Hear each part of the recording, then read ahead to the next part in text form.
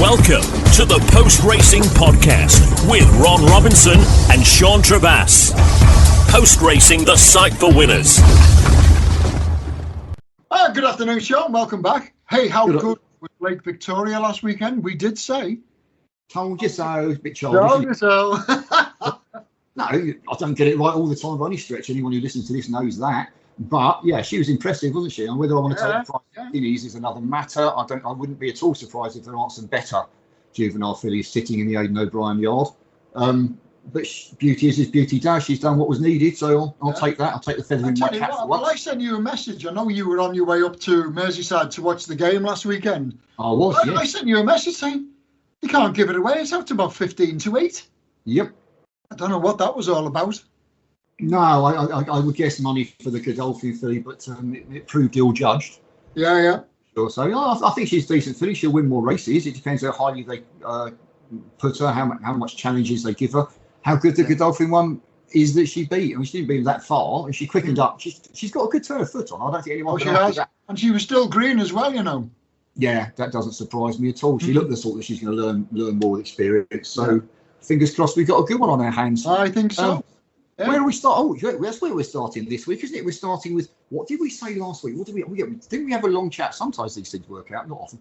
Didn't we have a long chat about just how good lady jockeys are and how they're underutilised, and that we feel that in the year 2024, perhaps some of the old fashions, stick in the mud trainers, of which luckily there's very few left, should start utilising them. And what did they go and do last weekend? Well, they only went and won the Shergar Cup. Did they just? They won the first race. My old mate Rachel won the first race. Yes, you did give it a good call. Yeah. Hayley won the second and the sixth. Rachel King won the third. The ladies' team of Hayley, Rachel Bennick and Joan Mason won the team award overall, and Hayley ended up as top jockey. Yeah. Couldn't have predicted that much better if we'd written it down in advance, could we? Well, isn't that the third time in the last 4 years they've won the Shergar Cup? Yeah. But you still have to persuade people that they're as good. It makes no sense to me, but still. Well, I don't know whether you've been reading my posts and listening to my little podcasts. Yes. But I did send you a message about the ride Amy Waugh gave that Rock Hunter the other night. You did. Stunning, wasn't it? Have you seen it? I have many times. Yeah. I watched it. To the best of my knowledge, she didn't pick up the whip. No, she didn't. No. And I say to the best of my knowledge because she did disappear off screen for about 3 seconds with the way they filmed it, because she wasn't in the front rank. So I'm assuming she didn't. And then, just squeezed through a gap as if she was on Frankel. You think she'd on Frankel? It was amazing, wasn't it? But not only that, I think there was about 50 yards to go. Yeah. When she's basically up the backside of the horse that's leading the race. Yeah. She's had to take a pull, come round the outside of it, and basically make a little gap, because the one that was on her left was leaning in a bit. Got the little gap, just nudged the horse out. Unbelievable. That was an unbelievable ride. It was brilliant. From the trainer and owner's perspective, I haven't looked at the new handicap marks. Because she's won by such a narrow margin, the horse you would assume is going to be put up £2 or £3 for that. Oh, yeah. And not £5 or £7 for that. And yet the horse was the dominant factor, quite frankly, and was valued for a lot further than that. Also, lest we forget, it was the 5-1 favourite. Now, I don't know Amy, quite frankly, but whether she felt any additional pressure of being on the favourite and knowing the money is down, that is not an impossibility, and yet you wouldn't think so to watch the race, would you? No. And you, I made a point of monitoring those two races at Hamilton the other night, because in the morning, I noticed the markets were all over the place. That Rock Hunter had gone from 5-1 out to 9-1, and I had it highlighted as a drifter. And then all of a sudden, I said to the members, what I'll do is I'm going to revisit these races, and you go with whatever it is that's on the website in the evening. 5-1 favourite. It was battered in the afternoon. Nice. What a ride that was. What a ride. Well, I've added in what I think is a Winston Churchill quote into my notes of, give us the tools and we will finish the job. I say that, yeah. But I think it's somewhere along those lines. And I do think in recent years, as you stated with the Shergar Cup, but certainly this season, that the lady jockeys are showing that if you give me a horse that's good enough to win, I'm good enough to win the race. But it's not going to happen every time. It doesn't happen every time for William Buick. It doesn't happen every time for Ryan Moore. So no one's suggesting they'll win every race, but they have proved that they deserve chances in better races. And of course, Holly Doyle's leading the way, and Hayley Turner's been leading the way for many years.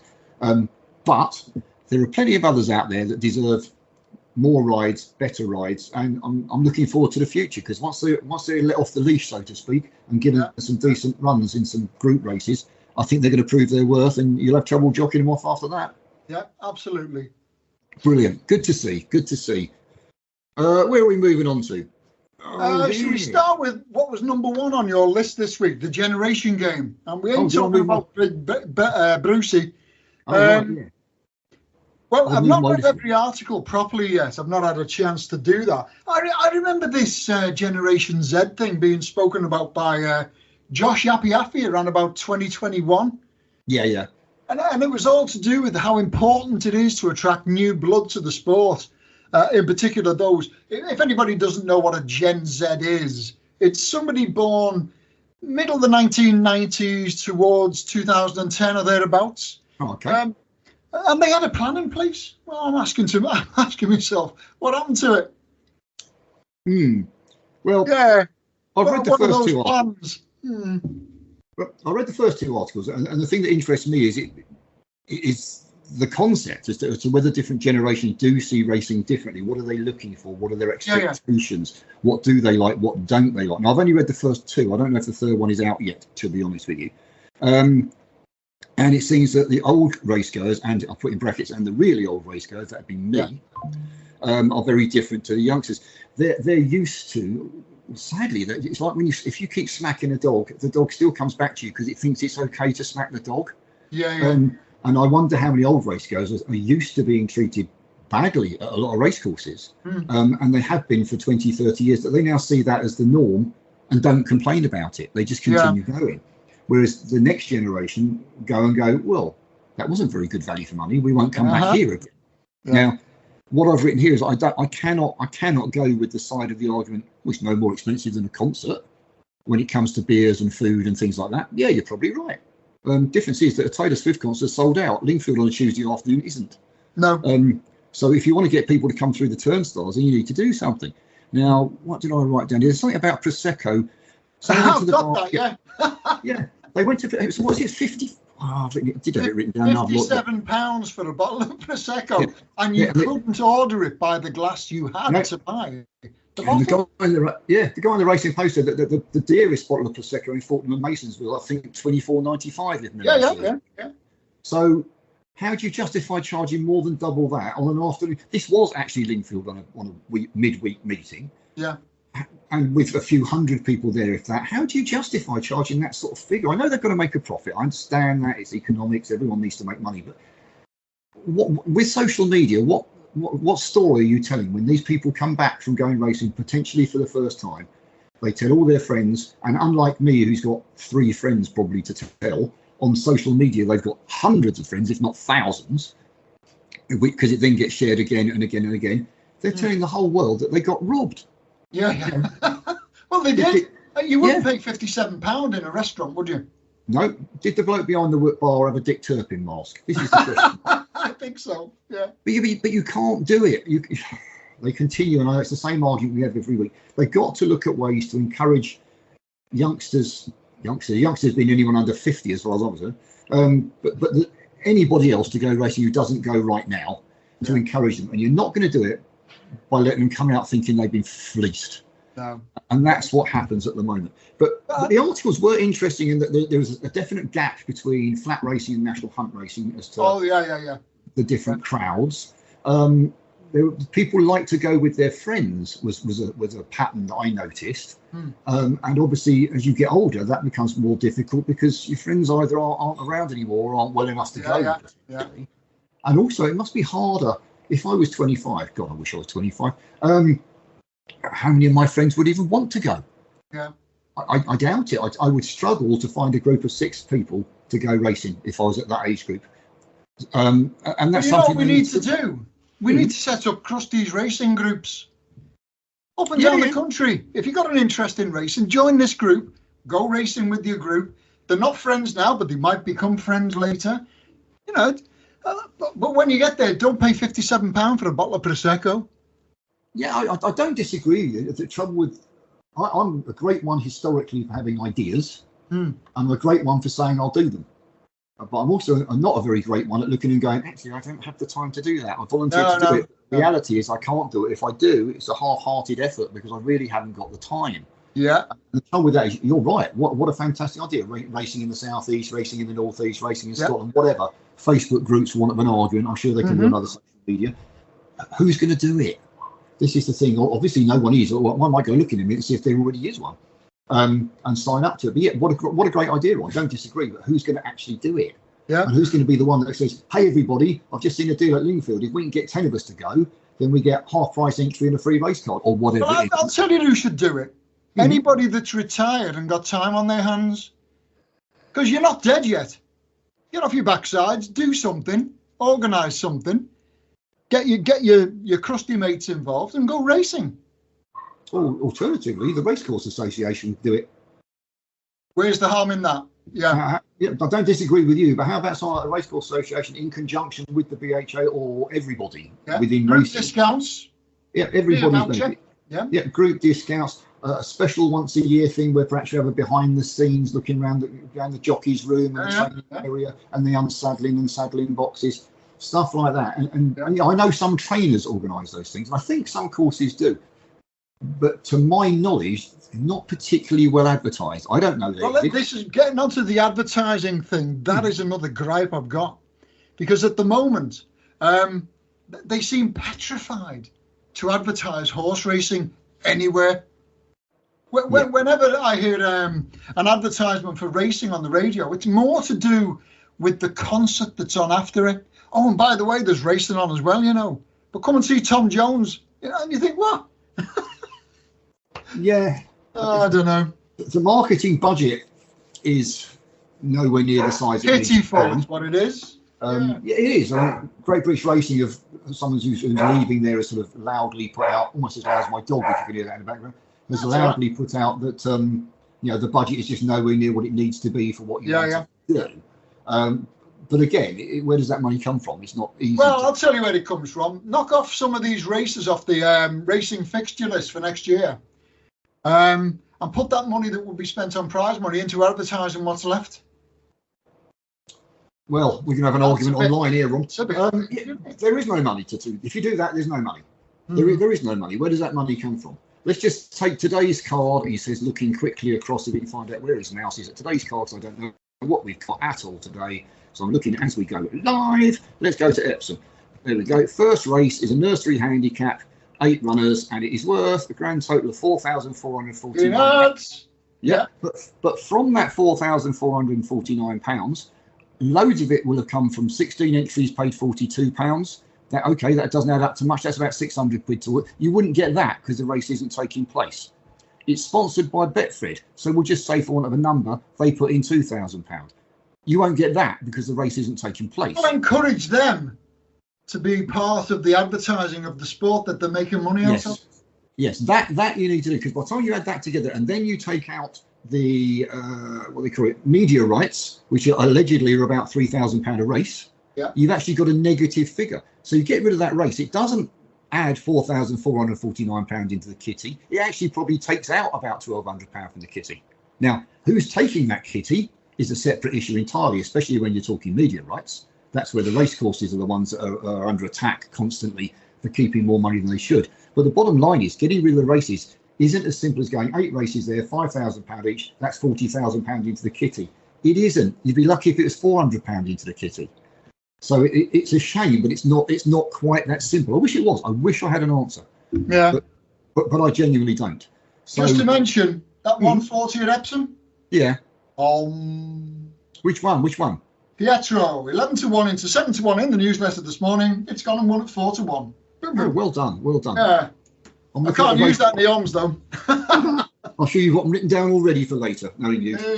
All organised. Yeah, I just don't think it's not quite that simple to find the money and rejig it, because that money is a fake figure. Yeah. Do they need to find more money from somewhere for marketing? Yes, they do. Whether they need to approach the levy board and say, look, in the long-term interest, can you give us an extra, I don't know, I'm going to say 10 million, because I know we are talking in the millions, an extra 10 million, and we are hopeful that we can then turn over more on the racing, which in turn will go back into the levy and you'll get it back. over the next couple of years. But trying to prove that statistically, to take it to the levy board with an argument, I wouldn't want to try doing it, but still. Never mind. Where are we going next, sir? Oh, yeah. Well, you did mention about the fragmentation of racing power. Yeah. Have the BHA seemingly got their hands tied? Well, yeah. I think it's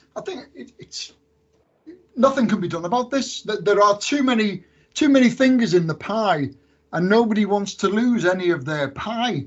What's going to happen eventually is, well, we will see race courses disappear. And I don't think they're too bothered about that, because, as I've said, all they want to do is make sure they lose none of their pie. If somebody else loses some pie, well, that's tough. You're not getting any of my pie. The trouble is there's nothing in the pie. It's pastry. No, I know. This came from the fact, I think we might have discussed it last week, I can't work out why Sunday's meetings are invariably up north. And that does come from a soft southern, I'll admit it. But we are a densely populated part of the country, and there's very rarely a race meeting on a Sunday. Tomorrow, in 2 days' time is Sunday. We've got Pontefract and Southwell. Southwell's High Midlands, as far as I'm concerned. If you're in London or further south than that, there is nowhere to go if you want to go racing on a Sunday. Well, I told you not so long ago that I backtracked to the 1st of May. Yeah. And take away the Guineas meeting, which goes into the Sunday, and you've had 4 meetings down south on Sunday on turf since the 1st of May. Yeah. Excluding that Guineas meeting. Yep. And you've had none down there since the middle of June on turf. Yep. How ridiculous is that? Well, it's even more ridiculous. You think, because Newmarket might be down south to you, but I live near Gatwick Airport, for want of a better way. Yeah. Newmarket's a 2.5 hour drive. Now that's if you're a big racing fan, that's not unfeasible, and I've done it many a time. But if you're just a casual racegoer who fancies going to a local meeting, 2.5 hours is enough to put people off. It's too far. Newmarket isn't south enough to count as south, in my book. So I wrote to the BHA and spoke to some people there. I'm not going to name names and I can't give details because that's unfair on them. But to suffice to say that the majority of these fixtures, if not all of them, are racecourse owned and not given out by the BHAs. Therefore, they have no control over it. Now, my issue with that is, and I'm back to dictatorship again, back to the old jockey club days of whenever it was, BHA needs to have complete control. How can they do anything if they've got no control? No. It's absolute madness. Does the top job there now?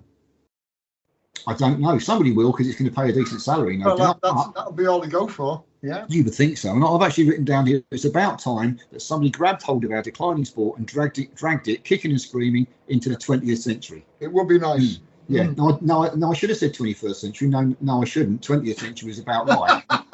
I'm not entirely convinced they've got there yet, let alone the 21st. It's just a shame, and it's actually in defence of the BHA for once, not against them. If their hands are tied and they can't do anything, then it's like, well, we'd love to, and we see where you're coming from, but ...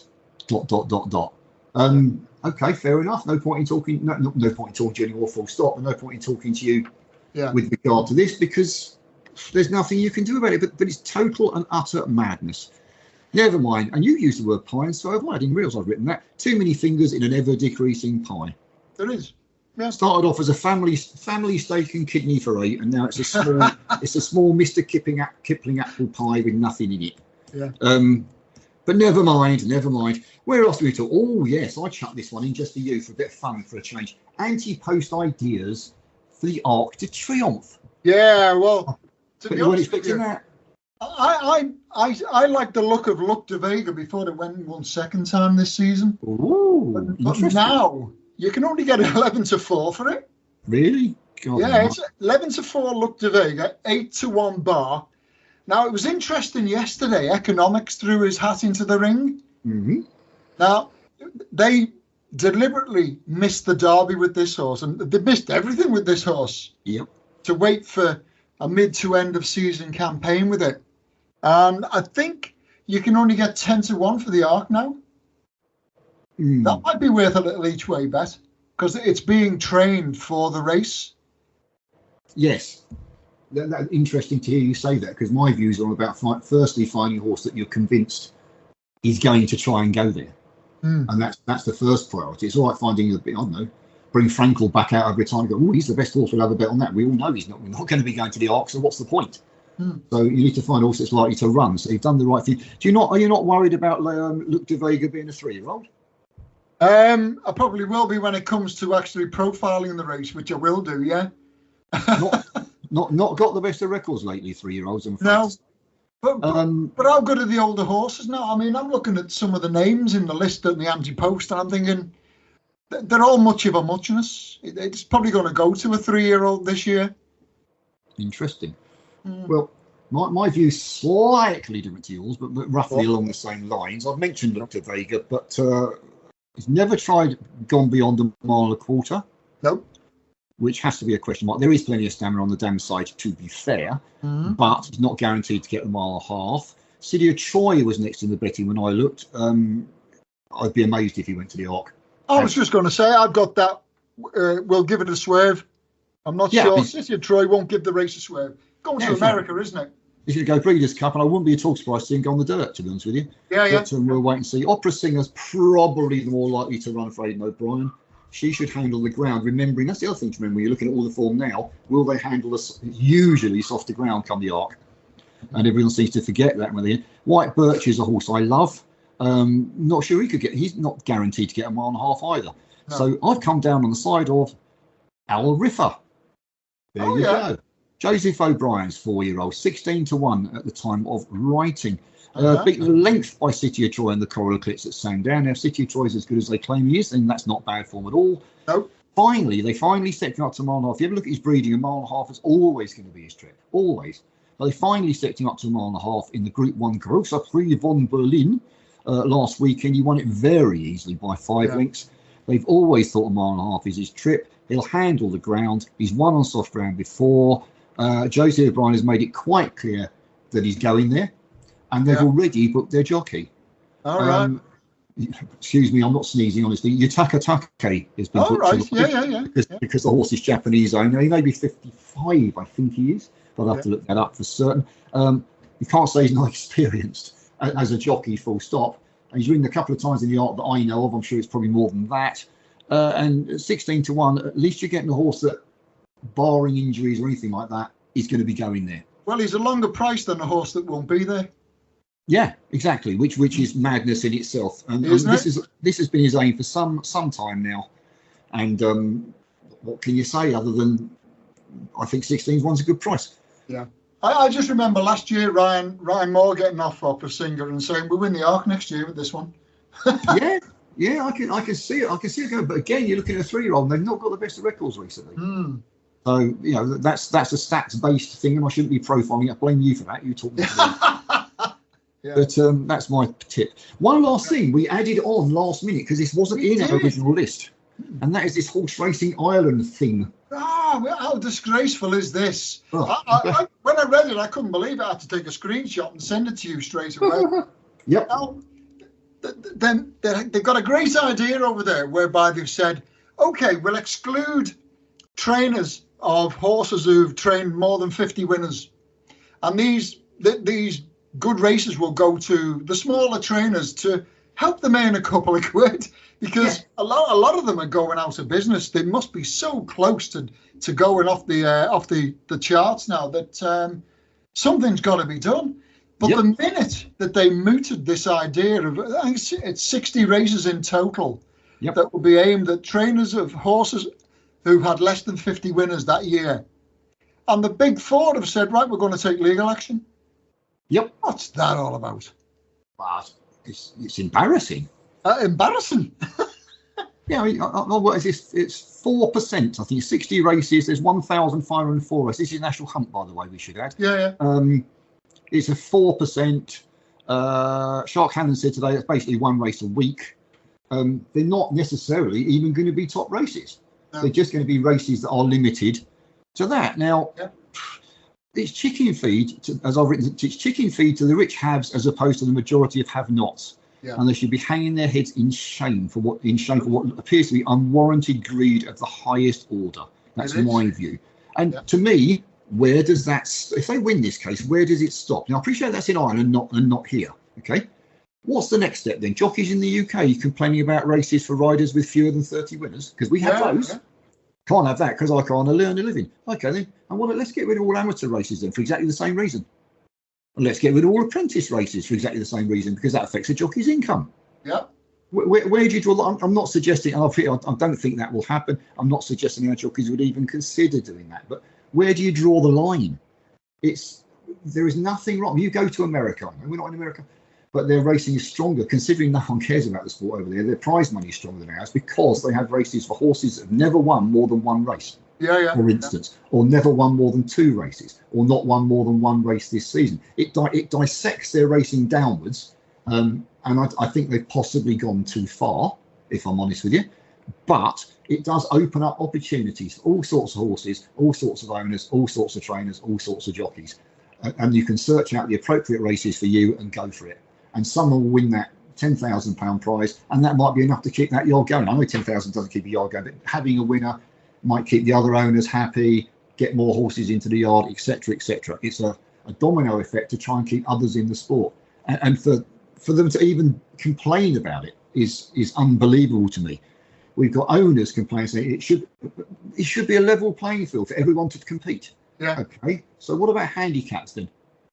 What about this nursery I'm looking at Epsom? Okay, that's on the flat. 0 to 70. Is an owner going to come and say, that's unfair, my horse is rated 75 and you should be allowed to run in it? Yeah. Where do you draw the line? Yeah.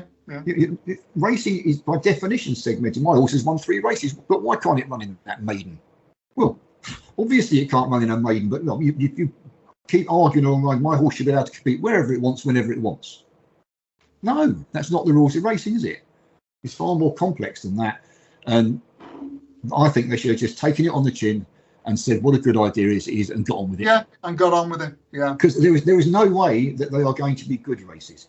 I'm not going to suggest they won't put some added value into it. I don't know about that. But they're not going to be good races because at the end of the day, trainers who had less than 50 winners last year probably don't have. No. Well, they haven't got 130 rated horses. So what's the point? No. So you're not going to do a grade 1, grade 2, grade 3 over fences because they haven't got horses who compete at that level. You're not going to do a 0 to 150 handicap because you're going to end up with horses rated 87 running it and 90 or whatever. Yeah. So it's going to be a 0 to 110, 0 to 120 so that those trainers can put their horses in it. And the probability is that the likes of Willie Mullins wouldn't have had a horse who wanted to run in it anyway. No, probably not. Really? So they're just arguing for the sake of arguing. Sounds like it. Unless they think something else might happen next year. Well, Shark Hannon said if it's a success, I hope they do more races next year. Well, exactly right. Yeah. He would do because he's not one of those in the top 4. To be fair, it's a good argument for him as well. But I don't see the problem with it. And I think it's a really good incentive from Horse Racing Ireland. And I wish our guys would look at doing something similar. But I suppose they're probably going to be sitting back wondering what's going to happen here first before they dare to do it. But it's, I don't know. It doesn't give racing a good look, does it? It doesn't, no. Never mind. Is that the end of our waffle for today? It is. So, the racing tomorrow. Yeah, we'll start. Should we start with the Newbury 150? Can I start by apologising to everyone in advance in that Ron's online membership, who pay hard-earned cash or pension or whatever it may be to subscribe to the services, Ron does the profiling and also does his ratings for the handicaps. So we try to avoid those, which is only fair on those who pay money when it comes to the podcast. I've chucked in one competitive handicap for Ron to profile, and the rest of the time I try to look at listed and group races. They're not races that Ron does ratings for, therefore we can talk about them without upsetting anyone. Unfortunately, we've ended up with a bit. We've ended up, I won't say scraping the bottom of the barrel, but some are particularly uncompetitive, some are particularly difficult to even second guess. Bottom of the barrel. Yeah, but I'm apologising on your behalf because I'm the one who comes up with these decisions, and I didn't cock up at the time because when we decide what we're going to do, we don't know who's running and who's not. But looking at it now, apologies is all I can add. So we still find somebody a nice 6 to 1, 7 to 1 winner. That'll do, won't it? Yeah, we're hoping to. That's all we can say. Really. Let's start off with the 150 at Newbury, which is Group 3, Geoffrey Freer Stakes over 1 mile, 5.5 furlongs, with all 5 runners going to. All 5, only 5 runners left in. Yeah, and we've got an odds-on favourite in Al Arsi, who statistically is as likely to lose as he is to win. He's won 8 of his 19 races. So you see what I mean? You win one, he'll lose one.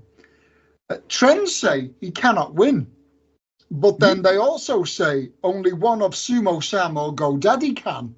But then the market trends say they cannot win.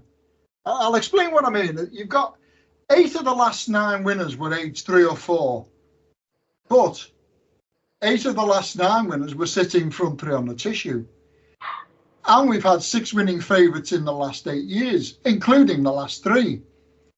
Now, you look at LRC's form figures, and when he wins a race, he generally follows it up with another. The only time that didn't happen was after he won a listed race back in 2022, where he must have suffered an injury or something, because he was then off the track for 420 days, to be precise. Given his profile, he's the right favourite, but I'm not sure that he should be an odds-on shot. He's the highest rated horse in the race, but he has to give weight to everything in the race, and he's actually £1 wrong with the second favourite, Al Kareem, and he's £3 wrong with Sumo Sam, who is actually a 4-year-old sitting front 3 on the tissue. That's nice. He was a beaten favourite on seasonal debut. He's since undergone a wind-up, and the Coles have booked Tom Marquand to ride tomorrow. Tom's missus rode it last time out. Must have said, get his wind done. So she won a Group 2 in September last year, and then they sent her over for a Group 1 in France, where she completely bombed out and was then missing for 217 days afterwards. I'll be honest with you, I don't like the race one little bit. I can see LRZ winning, but like I say, I can also see him losing. So, do you know what? I'm going to take a flyer and suggest a place-only bet, Sumo Sam, with about as much confidence in it landing a profit as I'd have of doing a tightrope walk across the Grand Canyon in a hurricane. Round about 7 to 1 right now, you can take 3 places on Betfair, and you might need it. I'll put up Sumo Sam, place only.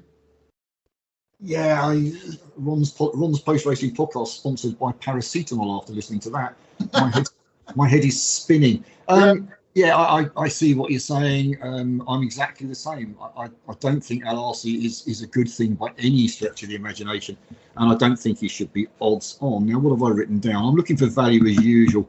He's a 7-year-old. He's not likely to find any more improvement. Al Kareem is next in the betting. Let's have a look at his form a little bit closer, shall we? Oh, look. He was 5th to Kyprios in the Group 1 Goodwood Cup last time out. Now, I don't know if you remember, but all of them broke the previous course record that day. Yeah. Okay, I know he was only 5th, but they all broke the course record. Now, that certainly suggests he has no trouble handling a quicker surface, which he may well get by race time. He dropped in class considerably here from a Group 1 to a Group 3. He was up against it in that company. Lest we forget, he finished 13 lengths in front of LRC at Goodwood Ascot last season, and meets him on exactly the same terms here. Yeah. He's no good thing. I'll put that down in writing and in blood if need be. But there are plenty of reasons to think he can beat the Jolly. And at the prices, that's good enough for me. Yeah. So Al Kareem for me, with as much confidence as Ron's got in Sumo Sam. It's just one of those days, unfortunately. There's nothing you can do. It's horrible, isn't it? Horrible. Yeah. Next one, 320 Ripon. This is better. I'm sure you thought you might like this one. Yeah, I love this race. I've had some good successes in this race. It's been a really lucky race for Connor Beasley too. He's ridden 3 of the last 8 winners.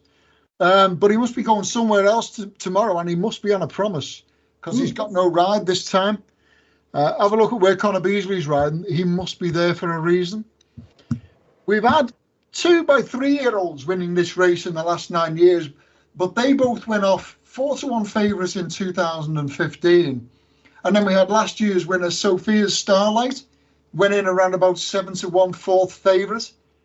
So I'm going to work with the older horses 5, 6 and 7, because there are 3 3-year-olds in here tomorrow, but at the moment they're like 16 to 1, 20 to 1 and 33 to 1.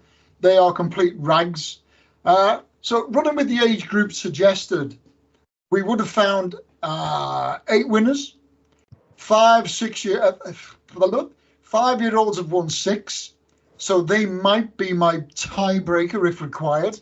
My first shortlist has got Manila Scouse, Wob Wob Wob, Emperor Spirit, the Terpinator, Ingratour and Monsieur Cody. Next, I'm going down to my weights. That's the usual way of it. The last 4 winners have all carried less than 9 stone, but the 3 before that all carried 9 stone or more. I'm thinking, looking at the numbers, we go with a weight banding of 8'7" to 9 stone 1. Doing that, I'd have nailed 8 of the last 10 winners. So that brings me down to Manila Scouse, Wob Wob Wob, Emperor Spirit, and the Turpinator. Down to 4. That's handy. You could Dutch the 4, make a little profit. Now, did you know that in the last 10 years, 49 horses aged 4 have tried to win this, but only 5 have managed to even place? And you've got a few at the head of the market tomorrow who are 4-year-olds. I'd bin them. Finally, I hope, I can apply market position, and I'm happy suggesting front 5 on the tissue. 6 of the last 10 winners were, and we have also had 4 winning favourites in that same time period. The only qualifier is Wob Wob Wob. Ran 3rd in this race last year, and he was punted to win it. Opened 10-1 on course, returned an SP of just 5-1. My feeling was that the slower ground caught him out last year from a double-figure draw. On quicker ground, you'd want to be drawn high at Ripon, and tomorrow he's been drawn 15. I expect him to be gambled on again tomorrow. I'm going Wob Wob Wob 2080. Well, it's an interesting race. I chucked my own stats at it, not knowing what they would be. It's one of those things with stats and numbers is whatever comes out in the wash comes out in the wash. Yep. Even if you didn't like it. I've gone through 9 runnings in the last 10 years. All 9 came out of stall 6 or higher. So 1 to 5, in theory, got no chance. 8 were priced at 20-1 or shorter. 7 finished in the first 7 last time out. All were age 7 or younger. None were 4 or 6-year-olds, funnily enough. All ran in the last 30 days. None raced in the last 7 days. All were rated between 88 and 100. So I'm thinking I'll add those together, see what happens. 19 declared overnight, and it gives me a short list of 2. Surprise me. Bosch. So non-runner. Is it a non-runner? Bosch, right. In that case, it gives me a list of 1. Manila Scouse. Aha! Not knowing Bosch was a non-runner, I'm just going to carry on reading. Of the remaining pair, Richard Hannum hasn't won the race in the last 10 years. Tim Easterby's won it twice. Yeah. We Staxton in 2020 and Mattingley in 2017. And those with long memories might remember Pippalong in 1999. Manila Scouse was a very easy winner last time at Chester. He has been put up a prohibitive £7 for that and needs a career best. But he seems to be going the right way somehow at the age of 5. 12-1 at the time of writing. Each way opportunity. Who am I to argue? Manila Scouse is what my numbers and stats point to. Interesting, though, it's always the story, damn lies and statistics, is that we both come up with a different set of rules, for whatever way of putting it, and we come up with different answers to the same equation. But Manila Scouse 12-1 for me each way. And if you're asking the Connor Beasley question, he is riding at Ripon tomorrow. Oh, is he? But he's only got 2 rides in the first and the second race. All right. Why that is, I don't know. In the old days, you'd instantly be looking about whether he's helicoptering off to an evening meeting somewhere. But now you can only ride at one meeting. So for reasons unknown, he's racing the first and second only. Hasn't got a ride in the big handicap. Oh, exactly. Manila Scouse for me each way 12-1. I'm on it. Nice. Where are we going next? Well, I hope it comes second to Wob Wob Wob. There you go. Nice reverse exacta. Exactly. I'll take it. I'll take that. Next, 335 Newbury. Yeah, it's another group race that offers each way punters nout. Just 7 going to post here. It's not very strong on trends, and even if it were, having just 7 runners does limit me somewhat when I'm doing this type of thing. It basically the same as it did in the first race we just discussed. So my selection's going to be English Oak. I've got to forgive him losing my money at Goodwood when he was beaten 7 lengths by Audience. But having read Ed Walker's report on that run, I think I can absolve him of that, He shifted a shoe, which caused pressure on his foot, and he just basically couldn't finish off his race properly. And he only lost 3rd place in the last furlong to the course specialist Kinross. And as his trainer says, all things considered, that was a very, very brave run. I can say that, historically, you want to be with a 4-year-old. trading second, third, or fourth favourite. And English Oak is the only qualifier. He's a 4-year-old. They've won 7 of the last 10 runnings. Only one favourite has managed to win this in that entire period too. He's trading second favourite, and he's got to be my go-to horse. I was all over him at Royal Ascot. You may remember I actually dropped him into the Royal Ascot podcast as one to be on. And I'm just hoping that he comes good again tomorrow. I can't believe he's not up to this standard. The one thing I will tell you is that the winner of this in 2022, Jumbie, 33 to 1 into 16 to 1 since the market opened. Smells more like an adjustment to me, not a punt.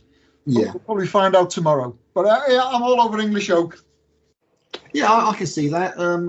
James Doyle likened it to trying to run a race with a stone in your shoe. Yeah. Because he twisted one of his front shoes. So an uncomfortable run for the horse. I can see where you're coming from. I can see Kakuli going well. Yeah. I'm not convinced he's quite as progressive as people have been claiming he is, personally. I'm thinking outside the box again. Sometimes you have one of those days, isn't it? Or not one of those days, one of those races, actually. Folgaria for me. I can see 14 to 1 as being way, way, way too big. Now, okay, she's a 3-year-old filly, but because she's a 3-year-old filly, she gets a chunk of weight from the elders. She gets 9. She's running off 9 stone. Your English Oak has to give her £8. That's quite a lot of weight. Now, what has she done on the racecourse to make her a selection? Good question. Yeah, she's won a Group 3 here at Newbury over 7 furlongs on a return, so we know she likes the course. We know she likes the distance. Since then, she's been highly tried. 5.5 lengths, 11th in the French 1,000 Guineas. Okay, that's 5.5 lengths, but that's a Group 1. 5.5 lengths is not a disgraceful margin. Beaten 6 lengths into 6th in the Coronation Stakes at Royal Ascot, also Group 1.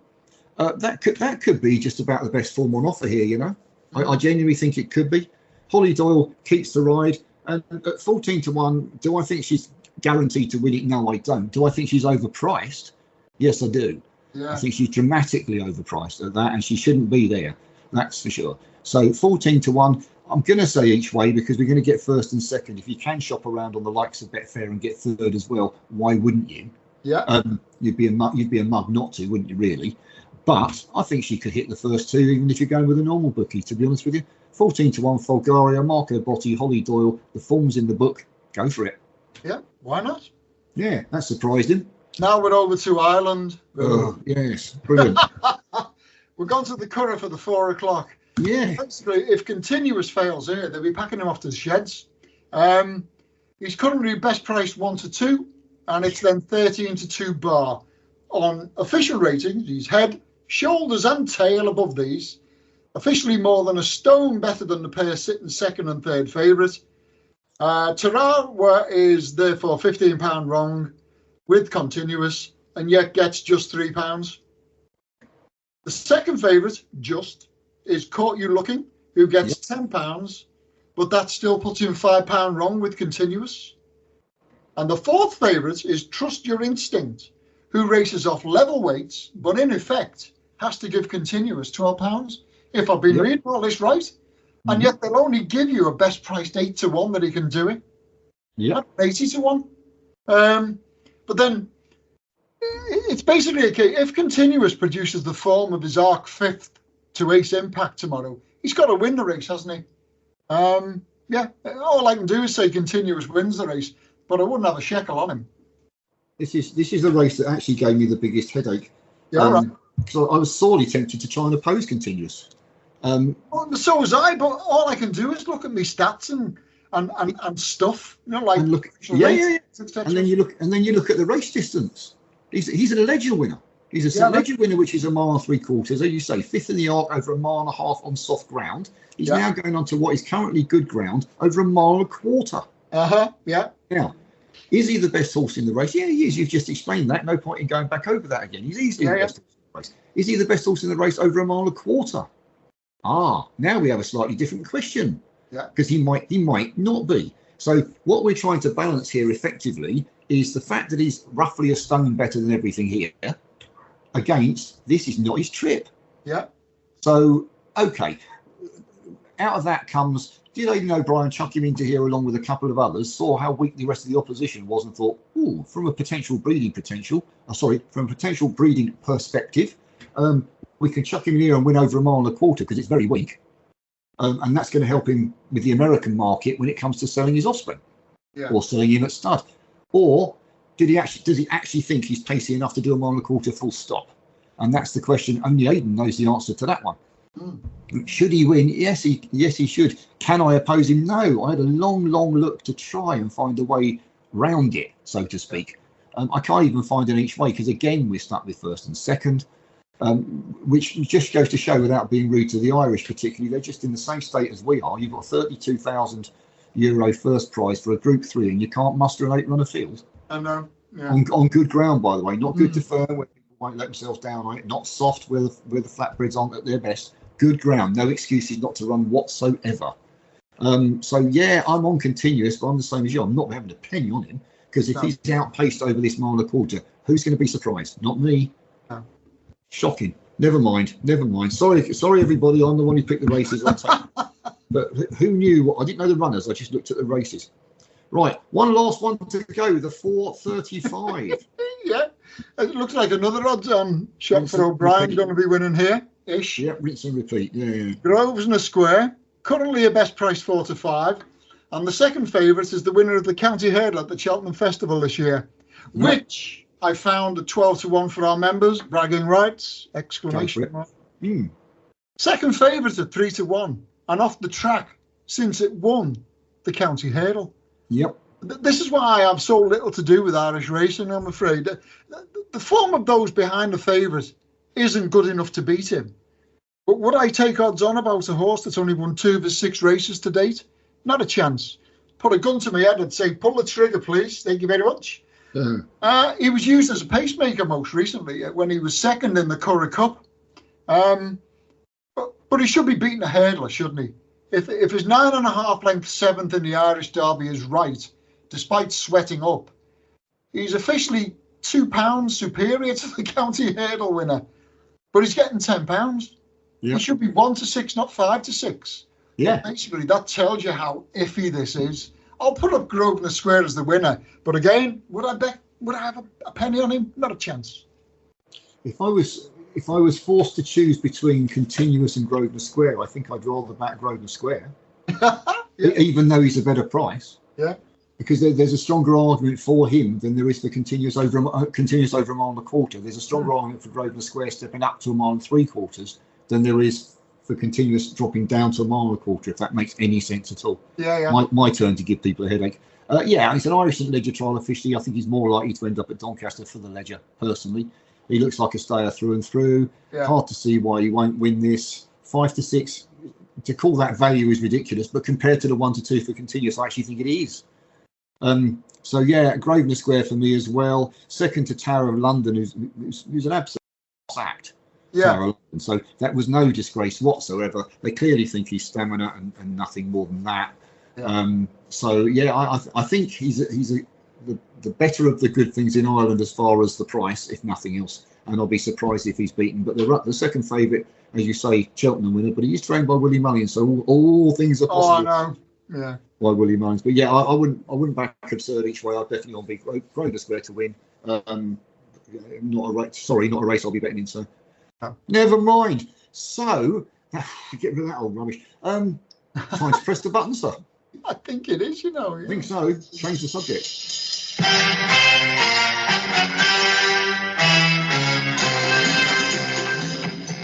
It's been a good week for the OMS, and I've been pointing out how well we've been doing when we've had 3 OMS in one race. I don't know whether it's peculiar to August, but it's peculiar. First one, Lazy Lunch. 12 to 1 into 6 to 1 in the newsletter. 1 at 9 to 1.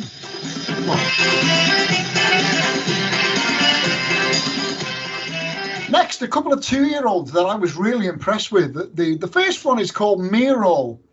6 to 1 into 6 to 5 in the newsletter. 1 at 11 to 8. And the reason I put that one in is because it was a Farhi juvenile making debut. Oh, right. And now he would normally keep his powder dry with them. Yeah. But he absolutely scooted up, and everybody knew about that. And the next one is a Tregoning 2-year-old called Coriamo. 9-1 into 11-4 in the newsletter. Won at 2-1.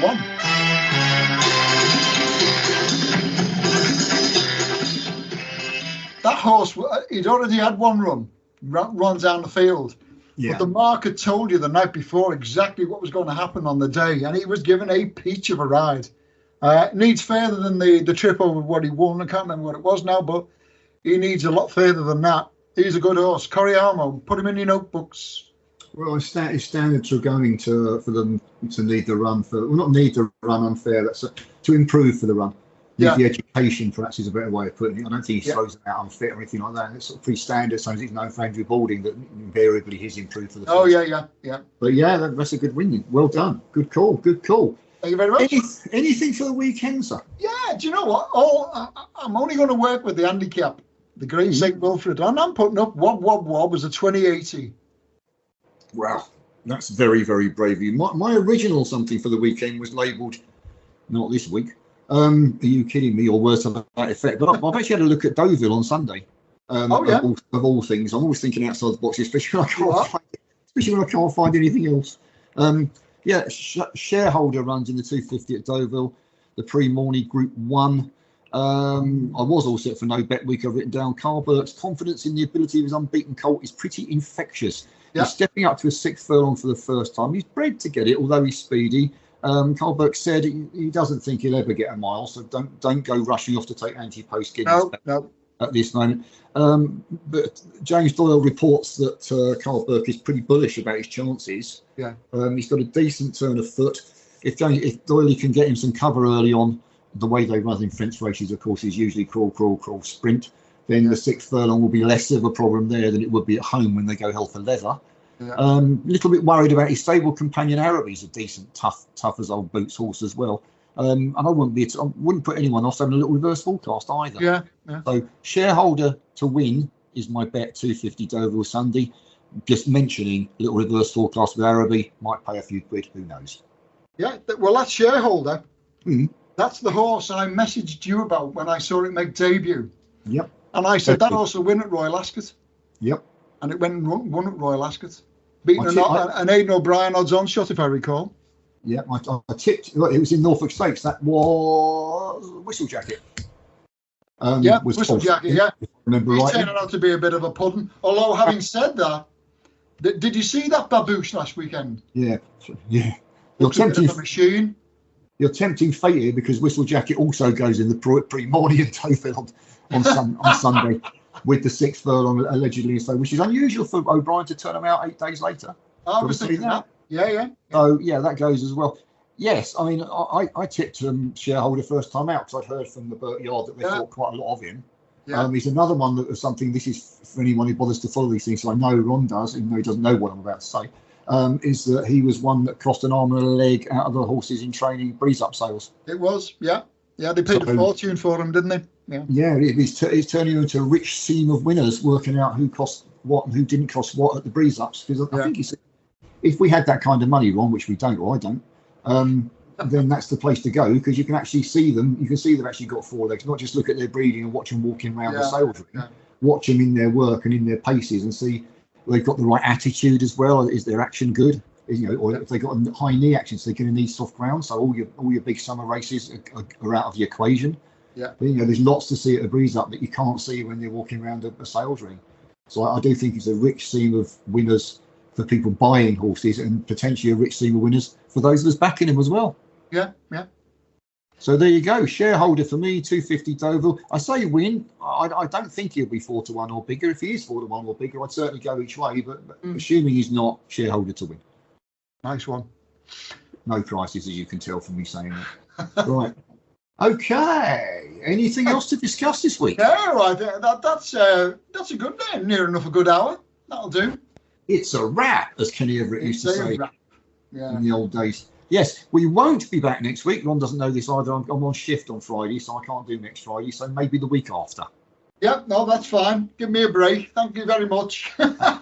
You can listen to Ron, as I like to call it, you can listen to Ron talking to himself on Ron's daily podcast, where you don't get to hear my dulcet tones, you just get to hear Manila Scouse. He's jamming away for about 15 minutes tops. Yeah. Enjoy it, everybody. Yeah, and we'll have a if you laugh. can. Yeah, we'll have a laugh. Have a good weekend. Same old story. Anything you want us to discuss, anything you're disgusted by that you want us to have a look into, we'll do our best. Just let Ron know. Yeah, that's all you got to do. Job done. Right. Have a good one, everybody. Enjoy the sunshine if you've got any in your area, and we'll be back in a couple of weeks. Yep. See you soon. Take care. Bye. Bye-bye now. Post Racing, the site for winners.